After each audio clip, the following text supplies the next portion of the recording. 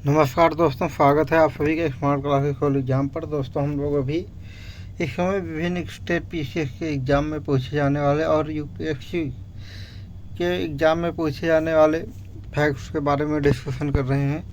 इसी क्रम में आज का हमारा टॉपिक है पर्यावरणीय सम्मेलन और प्रोटोकॉल। तो आइए इसी के बारे में हम डिस्कशन करेंगे। पर्यावरण सम्मेलन, एक सेकंड दोस्तों, एक सेकंड।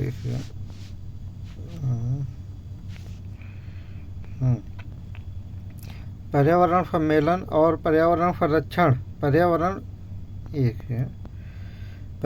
सम्मेलन पर्यावरण संरक्षण और तंत्र के रूप में कार्य करते हैं। पर्यावरण के विभिन्न घटकों की रक्षा के लिए कई पर्यावरण सम्मेलन और प्रोटोकॉल यानी कि इन्वायरमेंटल कन्वेंशन एंड प्रोटोकॉल हैं। पर्यावरणीय मुद्दे विभिन्न संगठनों के बीच प्रमुख चिंताओं में से एक हैं। कई अंतर्राष्ट्रीय पहलें जिनमें अंतर्राष्ट्रीय समन्वय और सहयोग की मांग की गई थी, संयुक्त राष्ट्र द्वारा निर्देशित की गई थी, जिसे द्वितीय विश्व युद्ध के बाद 1945 में बनाया गया था।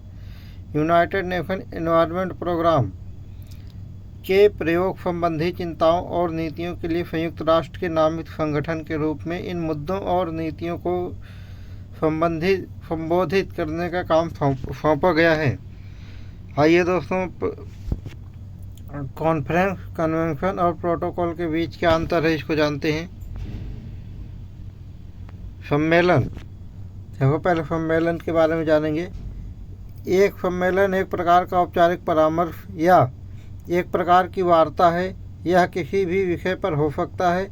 एक सम्मेलन में मुख्य निकायों को किसी भी अतिरिक्त चर्चा के लिए स्थापित किया जाता है जो सामान्य विषय पर आवश्यक हो सकता है, जिसके लिए सम्मेलन आयोजित किया जाता है। कन्वेंशन, एक सम्मेलन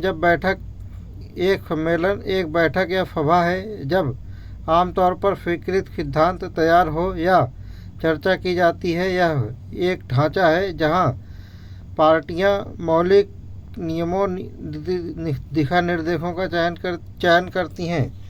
प्रोटोकॉल, सम्मेलन के लिए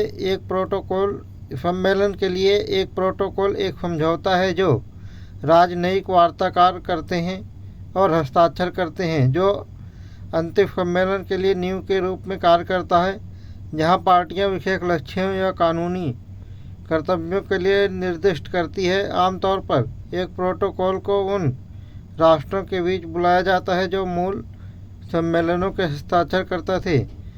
जब इसे हस्ताक्षर किया गया था और स्वीकार किया गया था, जब सम्मेलन के कानूनों में एक महत्वपूर्ण प्रावधान को एकीकृत किया जाना था। अंतर्राष्ट्रीय पर्यावरण सम्मेलनों और प्रोटोकॉल की सूची देख लेते हैं। सबसे पहले इसमें महत्वपूर्ण अंतर्राष्ट्रीय पर्यावरण सम्मेलन और प्रोटोकॉल है। इसके बाद स्थापना वर्ष है कि इसकी स्थापना कब की गई थी और किस संगठन ने इसकी स्थापना की थी, ये इसके बारे में हम जानेंगे दोस्तों। सबसे पहले है रामसर कन्वेंशन। इसकी स्थापना वर्ष 1971 में हुई थी। यह एक अंतर्राष्ट्रीय सम्मेलन है।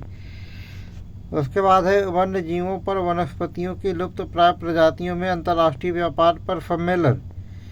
इसको इंग्लिश में फाइट्स बोलते हैं, फोर्ड फॉर में। इसकी स्थापना वर्ष 1973 में हुई थी। यह भी एक अंतर्राष्ट्रीय अनुबंध है। अगला है बॉन कन्वेंशन। इसकी स्थापना 1979 में की गई थी। यह संयुक्त राष्ट्र पर्यावरण कार्यक्रम के द्वारा स्थापित किया गया।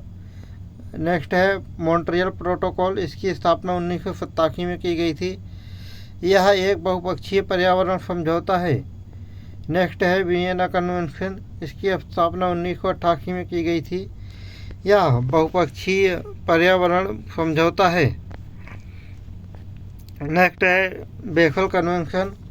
इसकी स्थापना 1989 में की गई थी। यह एक बहुपक्षीय पर्यावरण समझौता है। नेक्स्ट है जैविक विविधता पर सम्मेलन यानी कि CBD। इसकी स्थापना 1992 में की गई थी। यह एक बहुपक्षीय संधि है। अगला है जलवायु परिवर्तन पर संयुक्त राष्ट्र फ्रेमवर्क कन्वेंशन यानी कि UNFCCC, United nation framework convention on climate change. इसकी स्थापना 1992 में की गई थी। यह एक अंतर सरकारी संधि है। अगला है रियो शिखर सम्मेलन। इसकी स्थापना 1992 में की गई थी।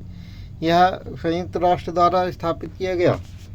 अगला है मरुस्थलीकरण से निपटने के लिए संयुक्त राष्ट्र सम्मेलन यानी कि UNCCD। इसकी स्थापना 1994 में की गई थी। यह संयुक्त राष्ट्र द्वारा स्थापित किया गया। अगला है क्योटो प्रोटोकॉल। इसकी स्थापना 1997 में UNFCCC द्वारा की गई। अगला है रोटरडैम कन्वेंशन। इसकी स्थापना 1998 में संयुक्त राष्ट्र संधि द्वारा की गई। अगला है जैव सुरक्षा पर कार्टाजेना प्रोटोकॉल। इसकी स्थापना वर्ष 2000 में CBD पर पहला प्रोटोकॉल द्वारा की गई। अगला है स्टॉकहोम कन्वेंशन। इसकी स्थापना 2001 में स्टॉकहोम स्वीडन में की गई। नेक्स्ट है संयुक्त राष्ट्र रेड। इसकी स्थापना 2008 में संयुक्त राष्ट्र कार्यक्रम के तहत की गई। नेक्स्ट है नगोया प्रोटोकॉल। इसकी स्थापना 2010 में CBD पर दूसरा प्रोटोकॉल पर की गई थी। नेक्स्ट है मिनामाता कन्वेंशन। इसकी यहाँ मिनमाता लिखा है लेकिन ये मिनामाता होगा। मिनामाता कन्वेंशन। इसकी स्थापना 2013 में अंतर्राष्ट्रीय संधि के तहत की गई थी। नेक्स्ट है किगाली संशोधन। इसकी स्थापना 2013 में अंतर्राष्ट्रीय अनुबंध के तहत की गई थी। इन पर्यावरण सम्मेलनों और प्रोटोकॉल की विस्तृत व्याख्या के बारे में अब हम लोग जानेंगे। सबसे पहले रामसर कन्वेंशन। रामसर कन्वेंशन उन पर्यावरण सम्मेलनों में से एक है जिन पर 1971 में रामसर ईरान में हस्ताक्षर किए गए थे। भारत ने 1 फरवरी 1982 को रामसर कन्वेंशन पर हस्ताक्षर किए। इसे वेटलैंड्स पर कन्वेंशन के रूप में जाना जाता है। अगस्त 2024 तक भारत में कुल 75 रामसर साइट हैं। नीचे दिए गया नक्शा एक नक्शा था, इसमें 75 रामसर साइटों को दर्शाया गया था, लेकिन ये नक्शा अभी है नहीं किसी कारणवश। नेक्स्ट जान लेते हैं दोस्तों, वन्य जीवों और वनस्पतियों की लुप्त प्राय प्रजातियों में अंतर्राष्ट्रीय व्यापार पर सम्मेलन यानी कि फाइट। इस पर 3 मार्च 1973 को हस्ताक्षर किए गए और यह 1 जुलाई 1975 को लागू हुआ। फाइट सरकारों के बीच पर्यावरणीय सम्मेलनों और अंतर्राष्ट्रीय समझौतों में से एक है जिसका उद्देश्य यह सुनिश्चित करना है कि जंगली जानवरों और पौधों के नमूनों में अंतर्राष्ट्रीय व्यापार के लिए प्रजातियों के अस्तित्व को खतरा न हो। भारत 1976 में फाइट का सदस्य रहा। भारत 1976 से फाइट का सदस्य बना है। भारत ने फ्रांस के लियोन में 7 मार्च से 11 मार्च 2013 तक हुई 74वीं फाइट की स्थायी समिति में बैठक में भाग लिया। ये चलो ये काम का नहीं है। भारत ने पेंगोलिन संरक्षण, तिब्बती मृग संरक्षण और एशियाई हाथियों, एक सींग वाले गैंडों और अन्य प्रजातियों के संरक्षण प्रयासों के बारे में अपनी चिंता व्यक्त की। वन्य जीवों में अवैध व्यापार पर चर्चा करने के लिए वन्य जीवों और वनस्पतियों यानी कि फाइट की लुप्त प्राय प्रजातियों में अंतर्राष्ट्रीय व्यापार पर कन्वेंशन की स्थायी समिति की 74वीं बैठक आयोजित की गई। ये तो ज़्यादा काम का नहीं है, मेन चर्चा करेंगे दोस्तों। अगला है बॉन कन्वेंशन। बॉन कन्वेंशन पर्यावरण सम्मेलनों में से एक है जिसे जंगली जानवरों की प्रवासी प्रजातियों के संरक्षण पर कन्वेंशन या प्रवासी प्रजातियों पर कन्वेंशन के रूप में भी जाना जाता है। इस पर 6 नवंबर 1979 को हस्ताक्षर किए गए थे और यह 1 नवंबर 1983 को लागू हुआ था। बॉन कन्वेंशन एकमात्र वैश्विक सम्मेलन है जो प्रभावी प्रजातियों, उनके आवासों और प्रवास मार्गों के संरक्षण में विशेषज्ञता रखता है। CMS संयुक्त राष्ट्र पर्यावरण संधि के रूप में प्रवासी जानवरों और उनके आवासों के संरक्षण और सतत उपयोग के लिए एक वैश्विक मंच प्रदान करता है। CMS यानी कि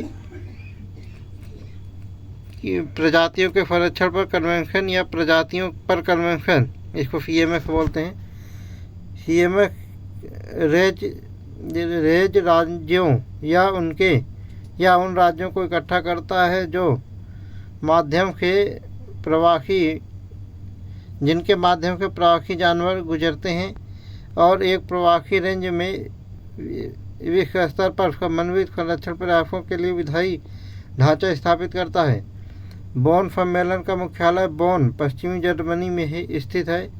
सीएमएफ ने बोन और बर्लिन दोनों में 2019 में, ये फालतू का डाटा है, 1983 से भारत बोन कन्वेंशन का हिस्सा रहा है। अमूर बाज और बार हेडेड गीज भारत में महत्वपूर्ण प्रवासी प्रजातियों में से एक है। नेक्स्ट है वियना कन्वेंशन। वियना सम्मेलन पर्यावरण सम्मेलनों में से एक है जिसमें 1985 में अपनाया गया और 1988 से लागू हुआ। यानी कि वियना सम्मेलन को 1985 में अपनाया गया और यह 1988 से लागू हुआ। यह ओजोन परत की रक्षा के लिए अंतर्राष्ट्रीय प्रयासों के लिए एक रूपरेखा के रूप में कार्य करता है। हालांकि इसमें सीएफसी के उपयोग के लिए कानूनी रूप से बाध्यकारी कटौती लक्ष्यों को शामिल नहीं किया गया है। यानी कि वियना सम्मेलन किससे संबंधित है, अगर प्रश्न आएगा तो ओजोन परत से संबंधित है और इसे 1985 में अपनाया गया और लागू कब से हुआ है, 1988 से लागू हुआ। ओजोन परत के संरक्षण के लिए वियना कन्वेंशन और ओजोन परत को नष्ट करने वाले पदार्थों पर इसका मॉन्ट्रियल प्रोटोकॉल पृथ्वी की ओजोन परत के संरक्षण के लिए समर्पित है। भारत 19 जून 1991 को ओजोन परत के संरक्षण के लिए वियना कन्वेंशन का एक पक्ष बन गया है।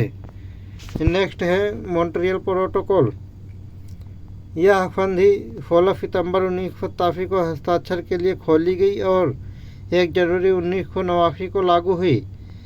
इसके बाद मई 1989 में हेलसिंकी में पहली बैठक हुई। तब से इसमें 1990 में लंदन, 1991 में नैरोबी, 1992 में कोपेनहेगन, 1993 में बैंकॉक, 1995 में वियना, 1997 में मॉन्ट्रियल और 1999 बीजिंग में 7 बार संशोधन हो चुके हैं अभी तक। मॉन्ट्रियल प्रोटोकॉल पर्यावरणीय सम्मेलनों में से एक है उन पदार्थों पर जो ओजोन परत को कम करते हैं और वातावरण में उनकी बहुतायत को कम करने के लिए ओजोन क्षयकारी पदार्थों के उत्पादन और खपत को कम करने के लिए डिजाइन किया गया था और इस तरह पृथ्वी की नाजुक ओजोन परत की रक्षा की गई थी। यानी कि मॉन्ट्रियल प्रोटोकॉल भी ओजोन परत से ही संबंधित है और वियना प्रोटोकॉल भी ओजोन परत से ही संबंधित है। नेक्स्ट है बेसल कन्वेंशन। 1980 के दशक में अफ्रीका और दुनिया के अन्य विकासशील क्षेत्रों में जहरीले कचरे और आयात की खोज के बाद एक सार्वजनिक आक्रोश के जवाब में खतरनाक कचरे के ट्रांस बाउंड्री मूवमेंट के नियंत्रण पर बेसल कन्वेंशन और निपटान को 22 मार्च 1989 को अपनाया गया। बेसल स्विट्जरलैंड में पूर्ण अधिकारियों का सम्मेलन है। बेसल सम्मेलन पर्यावरण सम्मेलन में से एक है जो 1992 में लागू हुआ था। यानी कि पूछेंगे कि बेसल सम्मेलन किससे संबंधित है, तो यह पर्यावरण से संबंधित है। और इसको कब लागू किया गया, तो 1992 में लागू किया गया। लेकिन अगर पूछेंगे इसको अपनाया कब गया, तो 22 मार्च 1989 को अपनाया गया। बेसल कन्वेंशन का उद्देश्य मानव स्वास्थ्य और पर्यावरण को खतरनाक कचरे के प्रतिकूल प्रभावों से बचाना है। इसके उपयोग का दायरा उनके मूल और या संरचना और उनकी विशेषताओं के आधार पर खतरनाक कचरे के रूप में परिभाषित कचरे की एक विस्तृत श्रृंखला को शामिल करता है। साथ ही साथ 2 प्रकार के कचरे को अन्य कचरे के रूप में परिभाषित किया जाता है: घरेलू कचरा और भस्मक राख। नेक्स्ट है जैविक विविधता पर सम्मेलन, यानी कि CBD convention on biological diversity. जैविक विविधता पर सम्मेलन CBD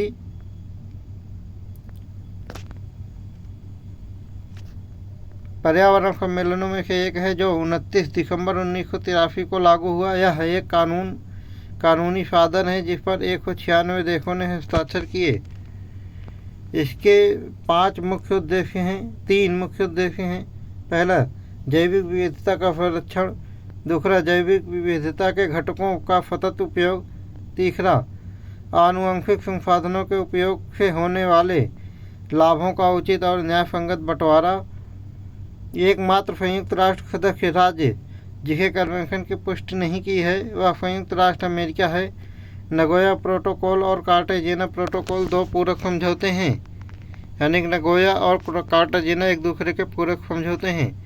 नेक्स्ट है जलवायु परिवर्तन पर संयुक्त राष्ट्र फ्रेमवर्क कन्वेंशन, यानी कि UNFCCC, United nation framework convention on climate change.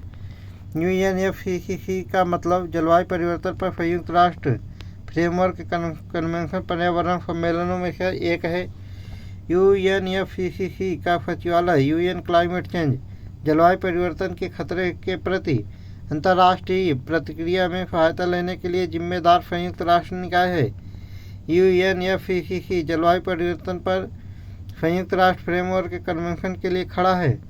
2015 के पेरिस समझौते COP21, यहाँ COP का है मतलब है कॉन्फ्रेंस ऑफ पार्टीज, का मूल उपकरण कन्वेंशन है जिसमें 198 पार्टियां हैं और लगभग सार्वभौमिक सदस्यता है। पेरिस समझौते पर प्राथमिक लक्ष्य इस नदी के औसत वैश्विक तापमान में वृद्धि और पूर्ण औद्योगिक स्तरों में से 1.5 डिग्री सेल्सियस को ऊपर सीमित करना है। 1997 का क्योटो प्रोटोकॉल एक समझौता है जो UNFCCC से लिया गया था। जलवायु प्रणाली के साथ खतरनाक मानव हस्तक्षेप को रोकने के लिए वातावरण में ग्रीन हाउस गैस सांद्रता को एक स्तर पर स्थिर करने के लिए जो सतत विकास की अनुमति देगा। तीनों UNFCCC समझौते एक साझा अंतिम मूल्य साझा करते हैं। 1992 में जब राष्ट्रों ने UNFCCC की पुष्टि की तो जिनेवा में सचिवालय बनाया गया। सचिवालय 1996 से बॉन, जर्मनी में स्थित है। 2021 संयुक्त राष्ट्र जलवायु परिवर्तन, ये फालतू का है दोस्तों, अगला देखते हैं। रियो शिखर सम्मेलन पर्यावरण संरक्षणों में से एक है जो पर्यावरण और विकास पर संयुक्त राष्ट्र सम्मेलन या पृथ्वी शिखर सम्मेलन के रूप में भी जाना जाता है। यह रियो डी जेनेरियो, ब्राज़ील में 3 से 14 जून 1992 तक आयोजित किया गया था। 1972 में स्टॉकहोम, स्वीडन में पहले मानव पर्यावरण सम्मेलन की 20वीं बैठक मनाने के लिए आयोजित इस अंतर्राष्ट्रीय सम्मेलन में पर्यावरण पर मानव सामाजिक अधिकारियों, आर्थिक गतिविधियों के प्रभावों पर ध्यान केंद्रित करने के लिए एक व्यापक प्रयास किया गया था। 179 विभिन्न देशों के राजनीतिक नेताओं, राजनयिकों, वैज्ञानिकों, मीडिया प्रतिनिधियों और गैर सरकारी संगठनों NGO ने भाग लिया। उस समय NGO के एक ग्लोबल फोरम के लिए रियो डी जेनेरियो में एक अभूतपूर्व संख्या में NGO प्रतिनिधि एकत्रित हुए, जहां उन्होंने पर्यावरण और सामाजिक आर्थिक विकास के संदर्भ में ग्रह के भविष्य के लिए अपनी व्यक्तिगत भविष्यवाणियों को साझा किया। नेक्स्ट है मरुस्थलीकरण से निपटने के लिए संयुक्त राष्ट्र सम्मेलन, यानी कि UNCCD, संयुक्त राष्ट्र कन्वेंशन टू कॉम्बैट डिजर्टिफिकेशन, यानी कि मरुस्थलीकरण से निपटने के लिए संयुक्त राष्ट्र सम्मेलन पर्यावरण सम्मेलनों में से एक है जिसे 1994 में अपनाया गया था। यह पहला अंतर्राष्ट्रीय स्तर पर बाध्यकारी समझौता है जो स्थायी भूमि प्रबंधन के विकास और पर्यावरण से जोड़ता है। कन्वेंशन मुख्य रूप से शुष्क क्षेत्रों पर केंद्रित है जो शुष्क, अर्धशुष्क और शुष्क उप आर्द्र क्षेत्रों से बना है और कुछ सबसे कमजोर पारिस्थितिक तंत्रों और आबादी का घर है।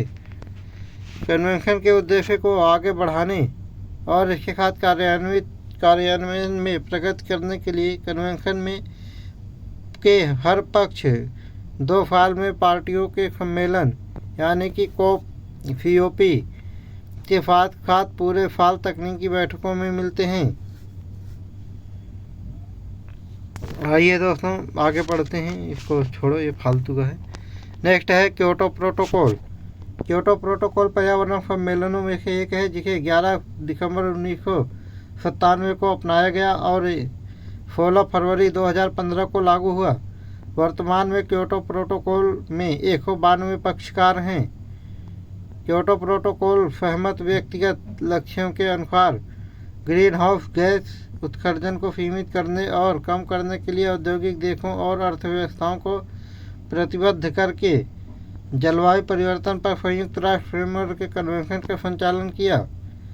कन्वेंशन केवल अनुरोध करता है कि राष्ट्र कॉमन के लिए नीतियां और उपाय विकसित करें और समय समय पर रिपोर्ट प्रस्तुत करें। अगला है रोटरडैम कन्वेंशन। रोटरडैम कन्वेंशन पर्यावरण सम्मेलनों में से एक है जिसे 10 सितंबर 1998 को रोटरडैम नीदरलैंड में पूर्णाधिकारियों के एक सम्मेलन द्वारा अपनाया गया था और यह 24 फरवरी 2004 को लागू हुआ। कन्वेंशन के उद्देश्य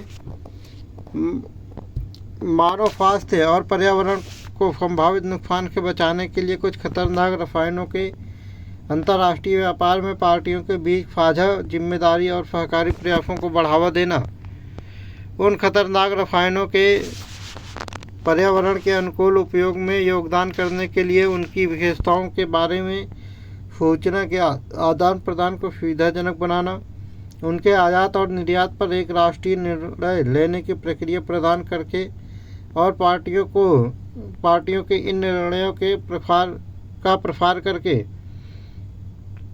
पूर्ण सूचित सहमति यानी कि PIC प्रक्रिया कन्वेंशन की आवश्यकताओं के अनुसार की जाती है, जो आवश्यक कानूनी दायित्वों को रेखांकित करती है।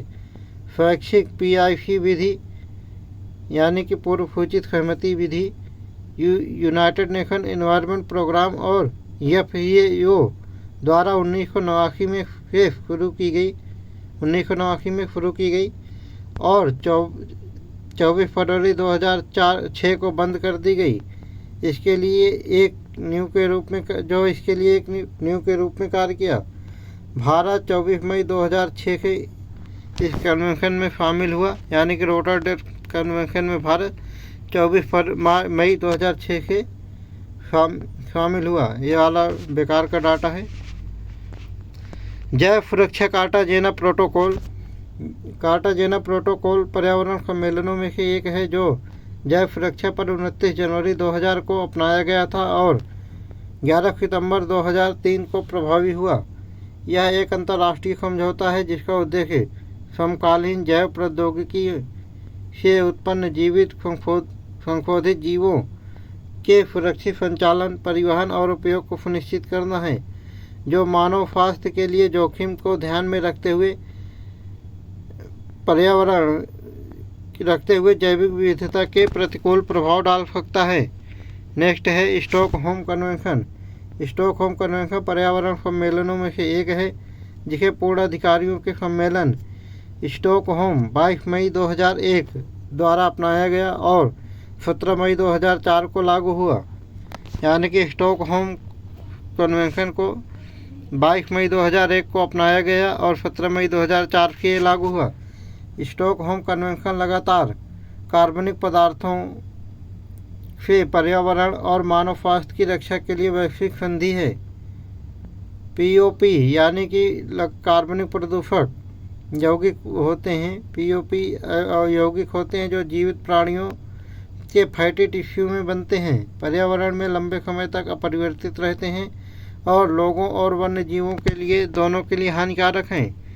संयुक्त राष्ट्र रेड यानी कि यूनाइटेड नेशन रेड विकासशील देशों में वनों की कटाई और वन क्षरण से उत्सर्जन को कम करने पर संयुक्त राष्ट्र सहयोगात्मक कार्यक्रम यानी कि UN रेड पर्यावरण सम्मेलनों में से एक है। जलवायु संकट के वन समाधान पर संयुक्त राष्ट्र ज्ञान और सलाहकार मंच है। UN रेड को 2008 में लॉन्च किया गया था और संयुक्त राष्ट्र विकास कार्यक्रम, संयुक्त राष्ट्र पर्यावरण कार्यक्रम यानी कि UNDP और UNEP और संयुक्त राष्ट्र के खाद्य और कृषि संगठन FAO की खाद्य और संयोजन शक्ति की तकनीकी विशेषज्ञता का लाभ उठाता है। नेक्स्ट है RED+, यानी कि REDD+, RED+, जलवायु परिवर्तन पर संयुक्त राष्ट्र फ्रेमवर्क कन्वेंशन यानी कि UNFCCC के पक्षों द्वारा REDD+ नामक ग्लोबल वार्मिंग को कम करने की रणनीति बनाई गई थी। वनों की कटाई और वन क्षरण को संबोधित करने के अलावा RED+ वन संरक्षण, स्थायी वन प्रबंधन और वन कार्बन भंडार में सुधार को संबोधित करता है। फ्रेमवर्क जिसे RED+ के लिए वार्सा फ्रेमवर्क के रूप में भी जाना जाता है, आधिकारिक तौर पर दिसंबर 2013 में वार्सा में COP19 यानी कि COP19 में समर्थित किया गया था और RED+ पहलों के कार्यक्रम के लिए व्यापक पद्धतिगत और वित्तीय सलाह प्रदान करता है। RED+ को पेरिस समझौते के अनुच्छेद 5 में भी मान्यता प्राप्त है। अगला है नगोया प्रोटोकॉल। नगोया प्रोटोकॉल पर्यावरण सम्मेलन में एक है। BABF पर नगोया जापान में 29 अक्टूबर 2010 को अपनाया गया था और यह 12 अक्टूबर 2014 को लागू हुआ। 90 दिन बाद जब अनुसमर्थन का 51 साधन जमा किया गया था, यानी कि नगोया प्रोटोकॉल का अपनाया गया, तो यह 29 अक्टूबर 2010 को अपनाया गया और यह कब से लागू हुआ? यह 12 अक्टूबर 2014 से लागू हुआ। जैविक विविधता पर सम्मेलन के लिए आनुवंशिक संसाधनों पर पहुंच और उनके उपयोग से उत्पन्न होने वाले लाभों के उचित और न्यायसंगत साझाकरण पर नगोया प्रोटोकॉल जैविक विविधता पर सम्मेलन के लिए एक पूरक समझौता है। यह PBD के 3 लक्ष्यों में से एक की कुशल प्राप्ति के लिए एक स्पष्ट कानूनी ढांचा प्रदान करता है, आनुवंशिक संसाधनों के उपयोग से उत्पन्न होने वाले लाभों का उचित और न्यायसंगत बंटवारा करता है। अगला है मिनीमाता कन्वेंशन। मिनीमाता कन्वेंशन पर्यावरण सम्मेलनों में से एक है जिसे 2013 में अपनाया गया और 2017 में लागू हुआ है। यानी कि प्रश्न पूछ सकता है आपसे मिनीमाता कन्वेंशन को कब अपनाया गया, तो 2013 में। अगर पूछा जाएगा मिनीमाता कन्वेंशन कब से लागू हुआ, तो 2017 से लागू हुआ। पारा के हानिकारक प्रभावों से और मानव स्वास्थ्य की रक्षा के लिए पारा पर मिनीमाता कन्वेंशन पर अंतर्राष्ट्रीय समझौता है। मिनीमाता कन्वेंशन एक अंतर्राष्ट्रीय समझौता है। इस सम्मेलन में नई पारा खानों पर प्रतिबंध, मौजूदा लोगों के चरण समाप्ति, विभिन्न प्रकार के सामानों और प्रक्रियाओं में पारे के उपयोग को समाप्त करना या घटाना, वायु उत्सर्जन के लिए नियंत्रण उपाय और भूमि और पानी में रिलीज और अनौपचारिक विनियमन शामिल है। कुटीर और छोटे पैमाने पर सोने के खनन उद्योग। कन्वेंशन पारा के अल्पकालिक भंडार, अंतिम अपशिष्ट निपटान, पारा दूषित क्षेत्रों और स्वास्थ्य संबंधी चिंताओं को भी संबोधित करता है। नेक्स्ट है किगाली संशोधन। अक्टूबर 2016 में रवांडा के किगाली में आयोजित मॉन्ट्रियल प्रोटोकॉल के पक्षकारों की 28वीं बैठक में ओजोन परत को नष्ट करने वाले पदार्थों पर मॉन्ट्रियल प्रोटोकॉल में किगाली संशोधन को अपनाया गया, जो हाइड्रोफ्लोरोकार्बन यानी कि HFC के चरण डाउन की मांग करता है। किगाली संशोधन पर्यावरण सम्मेलनों में से एक है जिसके लिए मॉन्ट्रियल प्रोटोकॉल के पक्षकारों को हाइड्रोफ्लोरोकार्बन या HFC की खपत और उत्पादन को धीरे धीरे कम करने की आवश्यकता है।